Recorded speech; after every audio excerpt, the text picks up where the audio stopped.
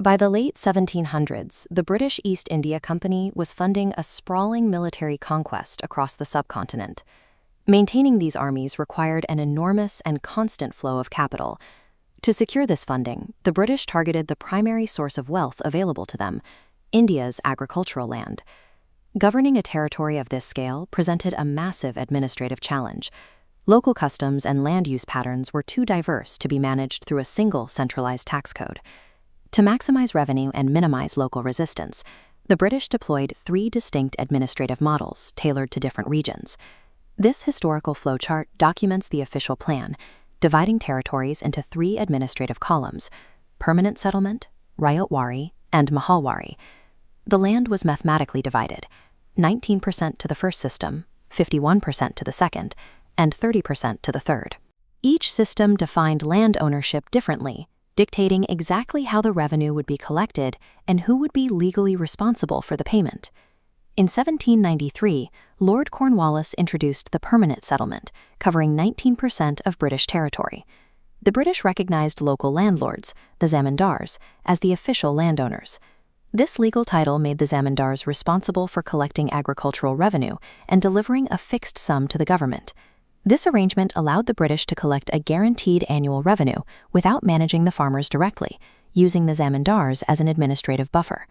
By 1820, officials like Thomas Munro sought to refine this process in the southern and western territories. They aimed to remove the middleman to gain a more direct line to agricultural profits. This approach, known as the Ryotwari System, covered 51% of the territory, including major economic centers like Madras and Bombay. As the flowchart indicates, the middleman was removed. The individual farmer, or ryot, was recognized as the direct landowner. This ownership meant the farmer was directly responsible for the entire tax burden, paying it straight to the British government.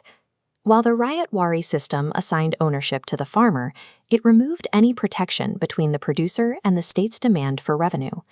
In 1822, Administrator Holt Mackenzie encountered the communal village structures of the Northwest and Punjab. In these regions, the British found that taxing individuals would be less efficient than taxing the community as a whole. Under the Mahalwari system, the British granted land rights to the village community as a single collective unit. The flowchart specifies that the village headman was legally responsible for collecting the community's total tax quota and delivering it to the government. The Mahalwari system integrated existing village leadership into the colonial tax structure, making local elders the primary point of collection for the state. In 3 decades, British officials established 3 distinct legal frameworks across the subcontinent to manage land and revenue. Despite their administrative differences, every system shared a common goal. Whether the revenue passed through a landlord, a farmer, or a village head, the capital was consistently funneled to the British Treasury. As the colonial state secured its financial foundation, the agricultural producers who worked the land saw their own resources diminish. The British land revenue system functioned as a 3-pronged legal framework for resource extraction, shifting the economic focus of Indian agriculture toward the state treasury.